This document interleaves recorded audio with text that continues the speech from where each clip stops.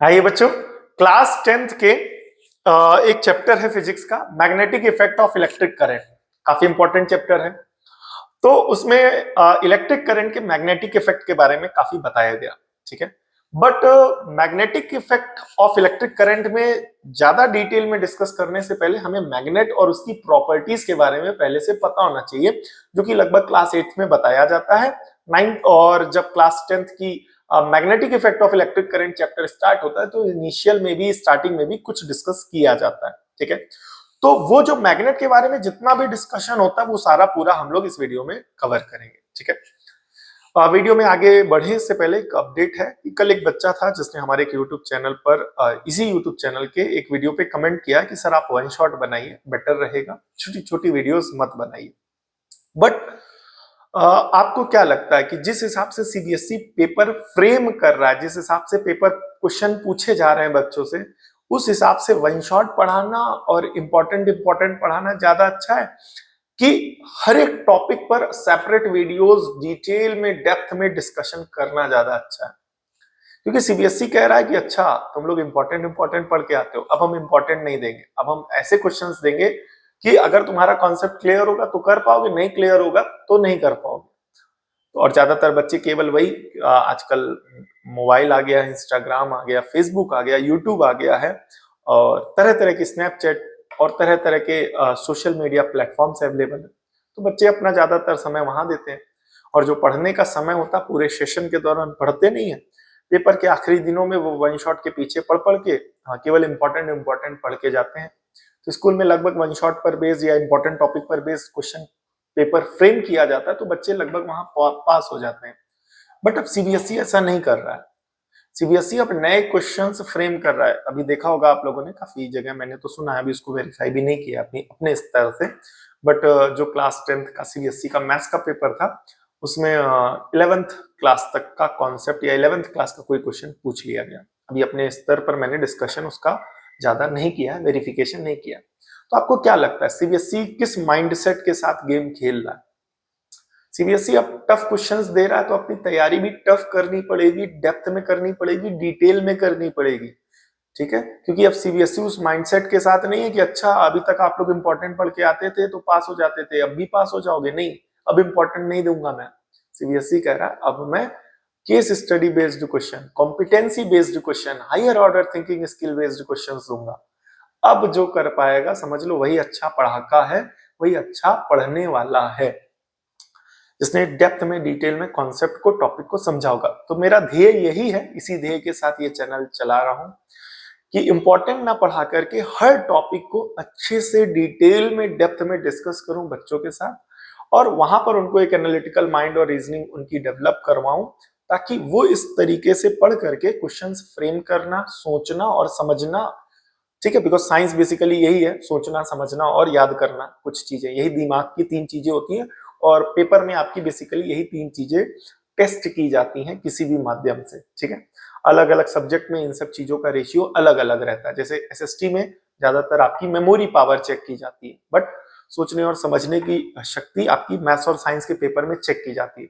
तो as a teacher मेरा purpose और मेरा ध्येय यह है बच्चों की इस चीज को डेवलप करवाना, बच्चों को पढ़ाते हुए उनकी सोचने और समझने की इस शक्ति को, इस मेधा को डेवलप कराना। इस ध्येय के साथ ये चैनल चला रहा हूँ, ओपन किया गया है। बाकी आप सभी का सपोर्ट तो लगातार मिल ही रहा है, तो इस वजह से अभी हम डायरेक्ट वन शॉट पे जंप नहीं करेंगे, बिकॉज अगर वन शॉट बनाने पे आएंगे तो 1 घंटा, 1.5 घंटा, 2 घंटा, अब हमारा एक टॉपिक ही, आज मैं भले स्टार्टिंग में ही ये थोड़ा सा ज्ञान दे रहा हूँ आपको, तो अदरवाइज आप जितना भी वीडियो देखेंगे एक एक टॉपिक 20-20 मिनट, 15-15 मिनट, 30-30 मिनट, आधे घंटे तक का वीडियो, एंड इवन कुछ तो होते 45 मिनट तक पहुंच जाते हैं।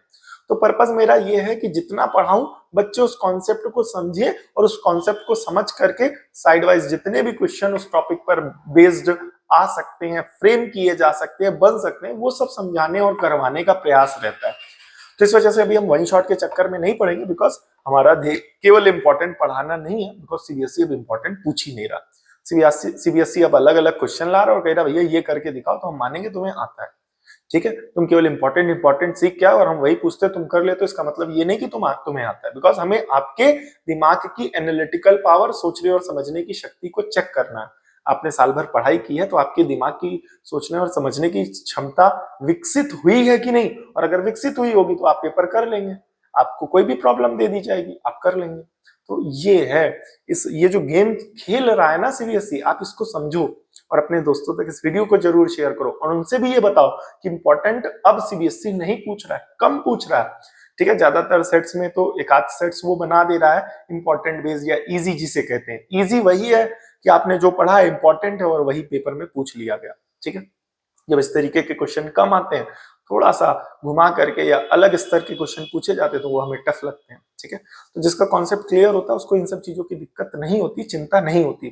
तो कॉन्सेप्ट क्लियर करने पे ज्यादा जोर दें, ठीक है। आइए आज के इसी ज्ञान के साथ आइए इस वीडियो में आगे बढ़ते हैं और टॉपिक को समझते हैं मैग्नेट के बारे में। ध्यान से देखिएगा एक एक चीज, बिकॉज यहाँ पर काफी सारे ऑब्जेक्टिव, खास तौर पे ऑब्जेक्टिव मैग्नेट का इतिहास के बारे में यहाँ पर बताया गया है और मैग्नेट पर बेस्ड 1 मार्क्स और वेरी शॉर्ट खास तौर पर काफी अच्छे डिटेल में और डिस्कशन डिटेल में कवर करेंगे हम लोग, तो मिस मत करिएगा, ठीक है। तो यहाँ पर देखिएगा क्या कह रहा है, कह रहा है अराउंड 800 बीसी, ठीक है। 800 बीसी की बात है, एशिया माइनर, अच्छा एशिया को दो पार्ट में बांटा गया है, major Asia, Asia major, Asia minor. तो कुछ हिस्से को एशिया माइनर बोला गया और कुछ हिस्से को बोला गया एशिया मेजर। अब कौन सा हिस्सा एशिया मेजर कहलाता है पूरे एशिया में और एशिया का कौन सा हिस्सा एशिया मेजर कहलाता है, ये भी ज्योग्राफी का विषय, हम लोगों के साइंस का विषय नहीं है। बट ओवरऑल समझने के लिए यहाँ ये समझना है कि जो एशिया का माइनर हिस्सा कहा जाता है ज्योग्राफी के टर्म्स में, उस हिस्से पे कुछ ऐसे स्टोन्स डिस्कवर हुए, कुछ ऐसे स्टोन्स डिस्कवर हुए, ऐसे स्टोन्स पाए गए, ऐसे रॉक्स पाए गए जो आयरन या आयरन से बने हुए ऑब्जेक्ट्स को क्या करते थे, अट्रैक्ट करते थे। एक बार फिर से, आज से, ठीक है, 800 बीसी का टाइम है, तब क्या कहते हैं माइनर एशिया में, कहां पर बेटा, एशिया माइनर में ऐसे कई सारे रॉक्स पाए गए, स्टोन्स पाए गए जो कि क्या करते थे, आयरन या आयरन से बने हुए ऑब्जेक्ट्स को क्या करते थे, अट्रैक्ट कर रहे थे। तो ऐसे स्टोन्स पाए गए। अब जब छोटे छोटे बच्चों को या लोगों को ऐसे स्टोन्स मिले तो उसको खेलने कूदने में इस्तेमाल करते थे, ये देखो जादू, ये अट्रैक्ट कर रहा है, ये अट्रैक्ट कर रहा है, ठीक है। तो हुआ क्या, ध्यान से देखिएगा, ऐसे जब वो स्टोन्स को वो उसके साथ खेलते थे, तरह तरह की एक्टिविटीज करते थे, तब लोगों ने ऑब्जर्व किया, क्या ऑब्जर्व किया कि when suspended from a sting, जब इस स्टोन को आप एक धागे से बांध करके लटकाते हैं, देन फ्लोटेड, ठीक है, सस्पेंडेड फ्रॉम अ स्ट्रिंग, ठीक है, ये थोड़ा सा मिस हो गया हमें यहाँ लग रहा है, ठीक है, कि मतलब अब उस स्टोन को लोगों ने ऑब्जर्व किया कि अगर धागे से बांध करके लटकाते हैं तो वो हमेशा एक पर्टिकुलर डायरेक्शन में रुक रहा है। लोगों ने ऐसा ऑब्जर्व किया, जब सिंपल सी बात है वो स्टोन पाया तो ऑब्जर्व किया कि अरे क्या, ये तो मैग्नेट के ऑब्जेक्ट्स को, मैग्नेट के आर्टिकल्स को, मैग्नेट से बने हुए एलॉयस, मैग्नेट के एलॉयस से आयरन के ऑब्जेक्ट्स को या आयरन से बने हुए एलॉयस को क्या कर रहा है, अट्रैक्ट कर रहा है, ठीक है।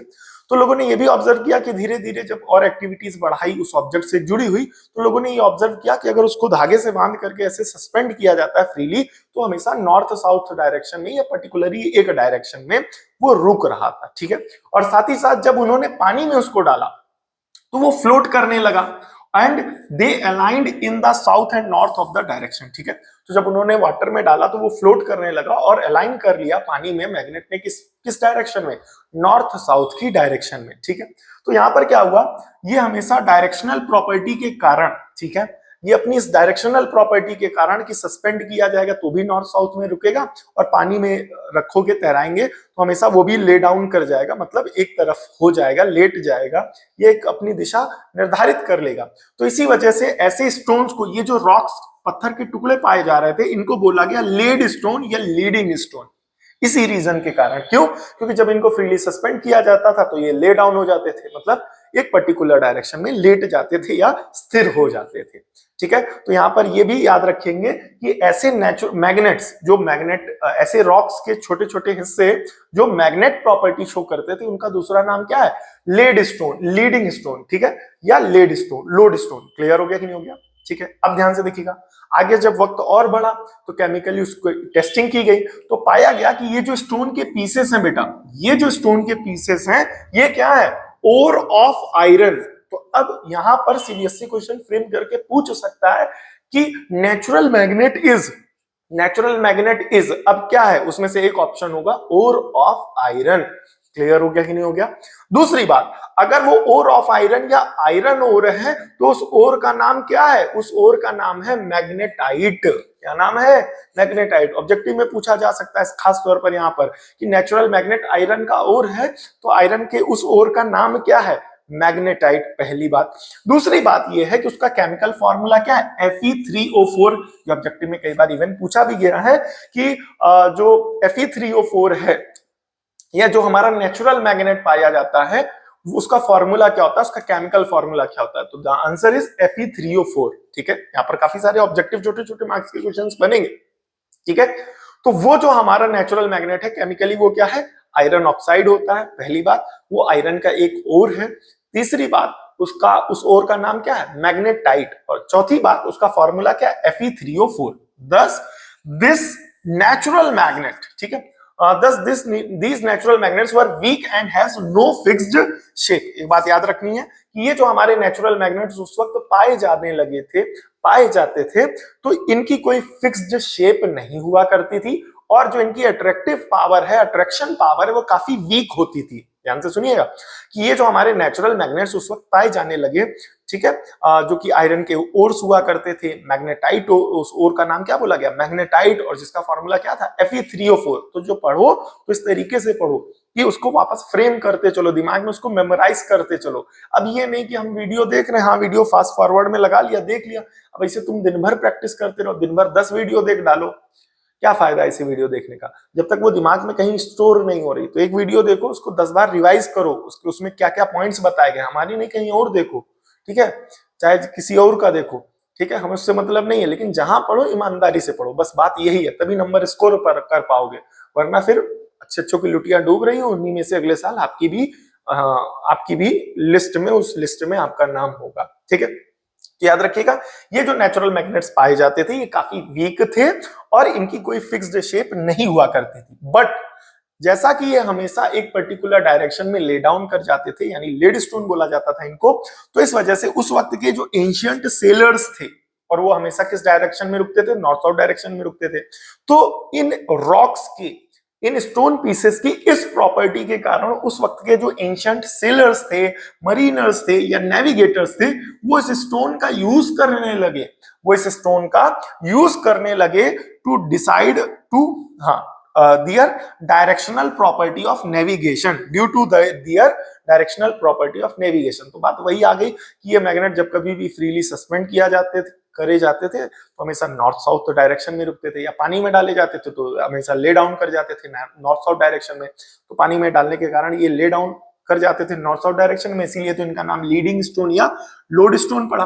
दूसरी बात, इनके इसी प्रॉपर्टी के कारण एंशिएंट टाइम पे जो नेविगेटर्स हुआ करते थे, सेलर्स हुआ करते थे, या कह सकते हैं जो समुद्री इलाके में खास तौर पे काम करने वाले या कह सकते हैं समुद्री यात्रा करने वाले जो लोग हुआ करते थे, वो लोग ऐसे पत्थरों का इस्तेमाल करने लगे।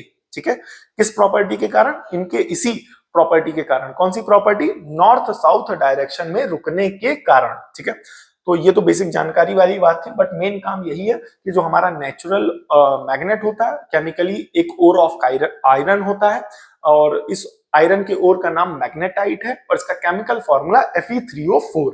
ठीक है, नेक्स्ट, अब क्या हुआ? Artificial magnet. अब ये तो नेचुरल मैग्नेट थे भाई, ये तो नेचुरल मैग्नेट था और उसकी हिस्ट्री जुड़ी हुई थी, टॉपिक था। अब अगला टॉपिक है हमारा आर्टिफिशियल मैग्नेट। आर्टिफिशियल मैग्नेट क्या होता है? ध्यान से देखिएगा।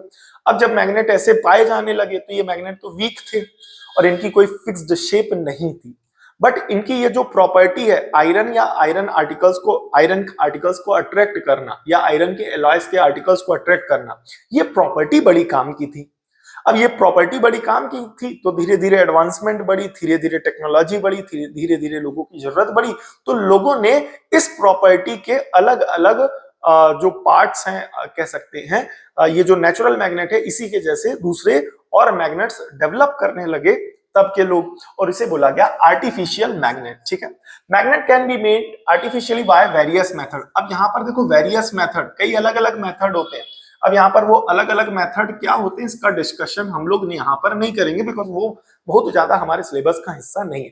ठीक है, बट इसके बारे में क्लास 8 में अगर आपने मैग्नेटिज्म पढ़ा होगा तो वहां पर आपको जरूर बताया गया होगा। ठीक है, रिकॉल करिएगा और बताइएगा कि वो कौन कौन से मेथड से जिससे हम लोग आर्टिफिशियली मैग्नेट बनाते थे, 8th क्लास में बताया गया होगा। ठीक है, तो अब यहाँ पर ध्यान से सुनना, अब ये जो है हमारे सिलेबस में पूछा जा सकता है। बोले क्या? कोबाल्ट, नाम याद रखना मेरे भाई, cobalt, nickel, iron. Cobalt, nickel और आयरन आर एलिमेंट्स। अब यहाँ ईटीसी भी लगा है।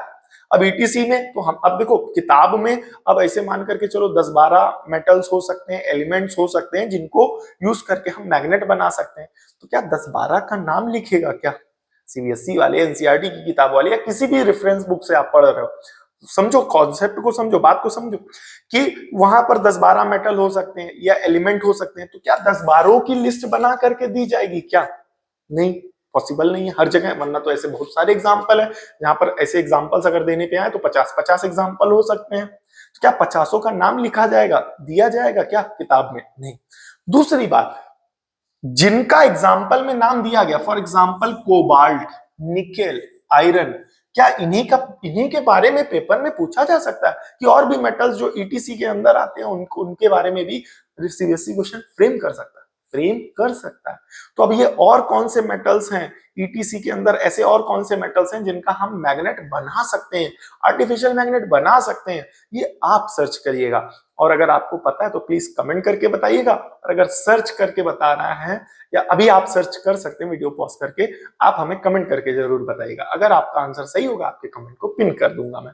ठीक है, तो याद रखिएगा यहाँ पर जो बेसिकली जनरली ज्यादातर मेटल्स यूज किए जाते हैं आर्टिफिशियल मैग्नेट बनाने के लिए, याद रखना है, बोले क्या? कोबाल्ट, निकेल और आयरन।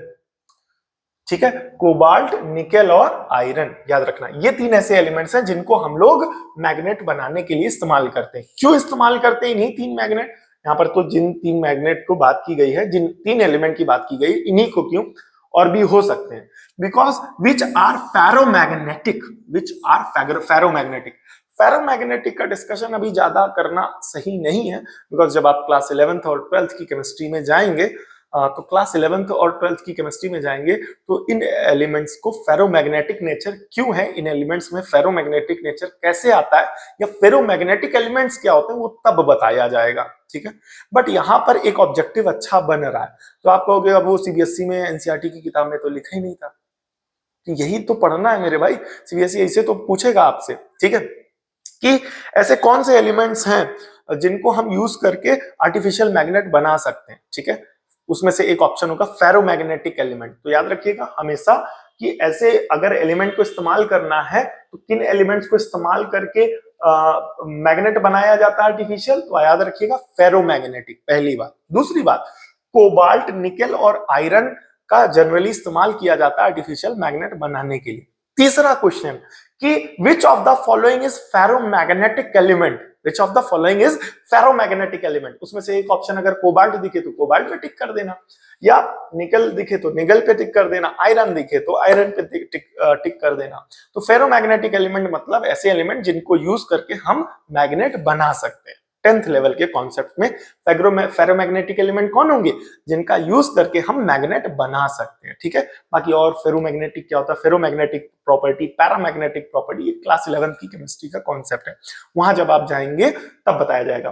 तो इसी में ये क्वेश्चन समझ में आया ना, which of the following element is ferromagnetic, बोले क्या? कोबाल्ट, निकेल, आयरन, और ईटीसी में आप लोग एक देख लेना। ठीक है, दूसरी बात, आर्टिफिशियल मैग्नेट को बनाने के लिए हम किन एलिमेंट्स का इस्तेमाल करते हैं? फेरोमैग्नेटिक एलिमेंट का। किसका बेटा? फेरोमैग्नेटिक एलिमेंट का इस्तेमाल करते हैं, जो कि कोबाल्ट, निकल, आयरन इस कैटेगरी में आते हैं। ठीक है, to make the strong permanent magnet. ठीक है, स्ट्रॉन्ग परमानेंट मैग्नेट बनाने के लिए फेरोमैग्नेटिक एलिमेंट्स का इस्तेमाल किया जाता है। ठीक है, ये जो आर्टिफिशियल मैग्नेट बनाए जाते हैं ये 2 प्रकार के हो सकते हैं, टेम्परेरी मैग्नेट और परमानेंट मैग्नेट। ठीक है, टेम्परेरी मैग्नेट और परमानेंट मैग्नेट आर्टिफिशियली बनाए जाते हैं। ठीक है, अब इसके बारे में और डिटेल में वही 8th क्लास में है, बट 8th क्लास का कुछ हिस्सा जो क्लास 10th में काम आएगा और आगे काम आ सकता है, हम उस हिस्से को डिस्कशन का हिस्सा ज्यादा प्रेफर कर रहे हैं बनाने के लिए। ठीक है, अदरवाइज हम लोग ये जो टेम्परेरी मैग्नेट है, परमानेंट मैग्नेट है, कैसे बनाया जाता है, ये सब 9th का विषय है, तो वहां पर डिस्कस किया गया अच्छे से। ठीक है, दूसरी बात, अब आप सभी को पता है जो नेचुरल मैग्नेट पाए जाते हैं उनकी कोई फिक्स्ड पर्टिकुलर कोई शेप नहीं होती है। ध्यान से सुनिएगा कि नेचुरली अगर कोई चीज पाई जाती है तो उसका कोई फिक्स्ड शेप और साइज नहीं होता है। ठीक है, एक पेड़ पे आप देखते होंगे कई सारे आम होते हैं, लेकिन हर आम का जो शेप होता है, साइज होता है, वो अलग अलग होता है, या किसी एक पेड़ पे आप और सबका सभी आमों का स्वाद भी अलग अलग होता है। ठीक है, शेप तो लगभग जनरली मोटा माटी एक ही होती है, बट एग्जैक्ट अगर देखा जाए तो सबका साइज अलग अलग ही होता है। तो उसी तरीके से नेचर का ये नियम है कि नेचर कभी भी कोई चीज फिक्स पर्टिकुलर शेप में नहीं बनाती है, वो थोड़ा सा रफ टाइप में ही बनाएगी। बट उसके उस रफ को हम लोग कई बार अपने पर्टिकुलर पर्पस के लिए यूज भी करते हैं, और कई बार अब उसकी उस प्रॉपर्टी के कारण उसके जैसा कोई दूसरा सब्सटेंस बना करके, या उसकी उस प्रॉपर्टी के जैसा वैसा ही सब्सटेंस बना करके हम लोग अपने लिए यूज करते हैं। जैसे कि यहाँ पर आर्टिफिशियल मैग्नेट का हम लोग डेवलपमेंट करा है हम लोगों ने। बोले कैसे? कि जैसे नेचुरल मैग्नेट पाया गया, तो वहां पर देखा कि अरे ऐसी भी चीजें हो सकती हैं जो आयरन या आयरन से जुड़ी हुई चीजों को अट्रैक्ट कर सकती हैं।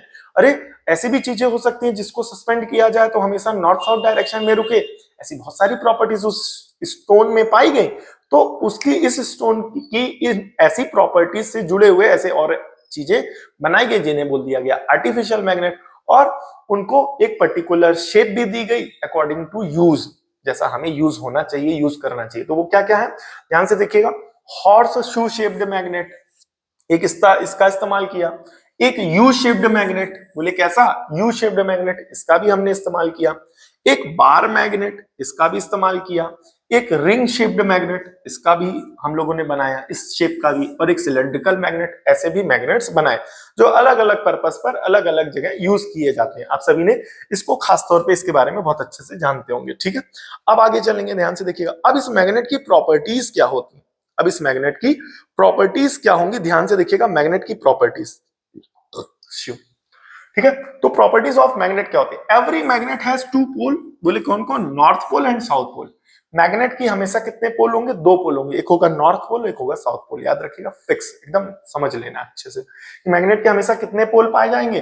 नॉर्थ पोल और साउथ पोल। ठीक है, और इसके जो लाइक पोल्स होंगे, ये दो तीन तो आपको पहले से ऑलरेडी याद होंगे, बिकॉज ये चैप्टर मैग्नेट का 8th क्लास में पढ़ाया जाता है। बट इसमें कुछ नई प्रॉपर्टीज इंक्लूड की गई हैं, तो ये मत सोचिएगा कि बोले क्या कि वो पढ़ लिया है तो आता होगा। ठीक है, रिवाइज कर लीजिए। बोले क्या? लाइक पोल्स हमेशा रिपेल करते हैं और अनलाइक पोल्स हमेशा अट्रैक्ट करते हैं। मतलब नॉर्थ और नॉर्थ, किसी दो मैग्नेट्स के नॉर्थ पोल को आपस में ले आओगे तो वो दोनों एक दूसरे को क्या करेंगे? रिपेल करेंगे। एक दूसरे को क्या करेंगे? रिपेल करेंगे। वहीं अगर नॉर्थ साउथ या साउथ नॉर्थ लाओगे तो क्या करेंगे? अट्रैक्ट करेंगे। यानी मैग्नेट के लाइक पोल्स रिपेल करते हैं और अनलाइक पोल्स अट्रैक्ट करते हैं। नेक्स्ट देखेंगे यहाँ पर, अब ये तो पता ही होगा, स्टोन के साथ भी ऐसा होता था। अगर फ्रीली सस्पेंडेड मैग्नेट है तो हमेशा नॉर्थ साउथ डायरेक्शन में रुकता है। ठीक है, magnetic polar always occur in pair. ठीक है, मैग्नेट के जो भी पोल्स होते हैं, काफी गलती हो गई हमें लग रहा है, जल्दीबाजी में बनाई। ठीक है, magnet poles always occur in pair. Magnet pole हमेशा पेयर में होंगे। अब ये नहीं कि ऐसा कोई मैग्नेट आ गया उसका साउथ पोल है नॉर्थ पोल नहीं है, ऐसा नहीं है। क्लियर हो गया कि नहीं हो गया?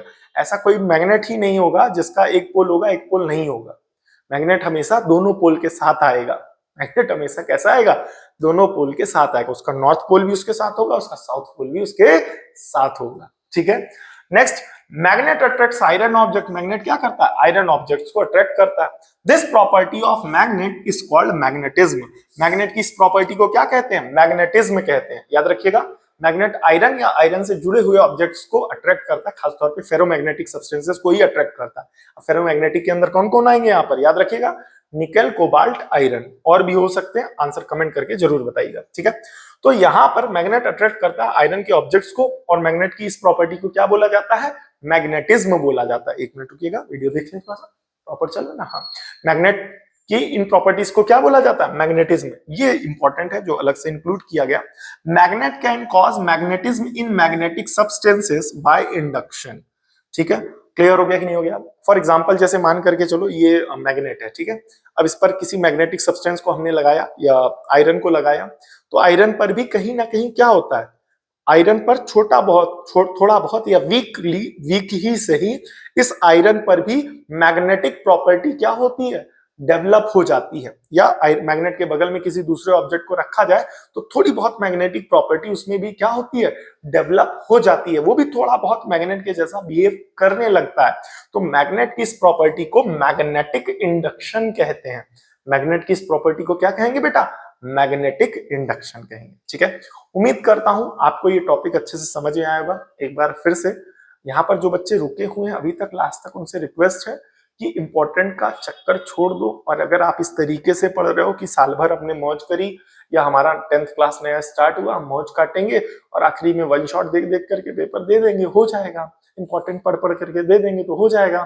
तो अगर आप सीबीएसई से जुड़े हुए तो भी ध्यान से सुनिए, और किसी अदर स्टेट बोर्ड से जुड़े हुए तो भी ध्यान से सुनिए कि अब इस तरीके से नहीं होगा। जिस हिसाब से आप देख रहे हैं ना, जेई का पेपर आ रहा है, नीट का पेपर आ रहा है, फिर हम पेपर को ब्लेम करेंगे। हम पेपर को ब्लेम नहीं करेंगे, हम कहेंगे बेटा आप लोग तैयारी करो अपनी मेहनत से। सीबीएसई अगर पेपर कठिन बनाने लगा है, और अगर इस तरीके से स्टेट बोर्ड्स अपना कॉम्पिटिटिव एग्जाम्स जो भी बोर्ड है वो अपना पेपर टफ करने लगे, तो हमारा काम उनके उस पेपर के टफ बनाने को ब्लेम करना है, उस पर क्वेश्चन मार्क करना है कि उनके उस नेचर के कारण उन्होंने अपने आप को अपग्रेड किया। तो हम भी अपनी पढ़ाई को और मेहनत को और मजबूत करें, और घुस घुस करके पढ़े और डेप्थ में डिटेल में पढ़े, ठीक है। तो अगर आप टॉपिक को अच्छे से समझोगे तो ही आगे कॉम्पिटिटिव एग्जाम में बैठ पाओगे, और अदरवाइज तैयारी तो 10-10 साल तक लोग कर रहे हैं, आप भी उसी भीड़ का हिस्सा बन जाओगे। तो अगर अपने आप को ऐसी चीजों से बचाना है, तो मेरा पर्सनल सजेशन और रिक्वेस्ट है आपसे कि आप चाहे जहां पढ़ो, चाहे जिससे पढ़ो, अच्छे से पढ़ो, बस डेप्थ में और डिटेल में हर टॉपिक को कवर करो, और सिलेबस में जितने भी टॉपिक्स हैं उनसे जुड़े हुए टॉपिक्स का कॉन्सेप्ट अच्छे से क्लियर करो, ठीक है। अब दूसरी बात एक ये भी है कि यहाँ पर 2-3 किताबों को पढ़ करके ये पूरा बनाया जाता है। तो अब आपके पास 2-3 किताबें अवेलेबल नहीं होंगी, अगर होंगी भी तो इतना पढ़ने का टाइम नहीं होगा, और जरूरी थोड़ी ना उसमें, अब क्योंकि और काफी सारी बात पॉइंट्स ऐसे होंगे जो कॉमन होंगे, ठीक है। तो ये सारे नोट्स ऐसे ही बनाए जा रहे हैं, 2-3 किताबों को प्रॉपर पढ़ करके, ठीक है। फिर अभी 2-3 किताबें और भी रखी हुई हैं साइंस की, अब उनकी पढ़ेंगे तो फिर अगली बार वीडियो बनाएंगे, क्योंकि वीडियो एक ही बार बना करके थोड़ी निपटा देना है, फिर कभी वीडियो बनाएंगे तो दूसरी किताबों को उठाएंगे फिर बनाएंगे, तो 2-3 किताबें मार्केट से और ले आएंगे, उनको पढ़ करके बनाएंगे। तो इस तरीके से किसी टॉपिक को पढ़ो तो इतनी डेप्थ में पढ़ो कि उस टॉपिक से जुड़ा हुआ A to Z deep and depth knowledge हो उस टॉपिक की, ठीक है। अब देखो ये छोटी सी है, थोड़ा बहुत ज्ञान तो दिया इस वीडियो में, मैंने देखा भी लगभग 20-25 मिनट को ही 5-7 मिनट ज्ञान दिया होगा, बट तभी मैग्नेट को लेकर के 15-17 मिनट तो केवल यही हो गया। तो अगर पूरी magnetic effect of electric current में मैं वीडियो बनाने आऊंगा पर्सनली, तो 7-7 घंटे 8-8 घंटे का वीडियो बन जाएगा, ठीक है। तो क्योंकि मेरा ध्येय, वंस अगेन मैं रिपीट करूंगा, कि टॉपिक को अच्छे से डिटेल में डिस्कस करने का है, ना कि वन शॉट बना करके बच्चों को इंपॉर्टेंट पढ़ा करके थोड़ा सा अपने व्यूज बढ़ा लें, और बच्चे भी खुश कि वन शॉट पढ़ लिया, इंपॉर्टेंट पढ़ लिया, पेपर में आ जाएगा, एंड जब वो पेपर में बैठ गए तो पता लगे उससे तो कुछ उबे नहीं किया, ठीक है। तो अपने कॉन्सेप्ट को क्लियर करने पे ज्यादा जोर दीजिए, ज्यादा ध्यान दीजिए, तो आपका हो सकता है कुछ भला हो जाए आने वाले बोर्ड एग्जाम में, ठीक है। आप सभी वीडियो के लास्ट तक बने रहे, इसके लिए बहुत बहुत धन्यवाद। मिलते हैं नेक्स्ट वीडियो में, तब तक के लिए जय Hind. Thank you for watching. आप सब बहुत अच्छे हैं।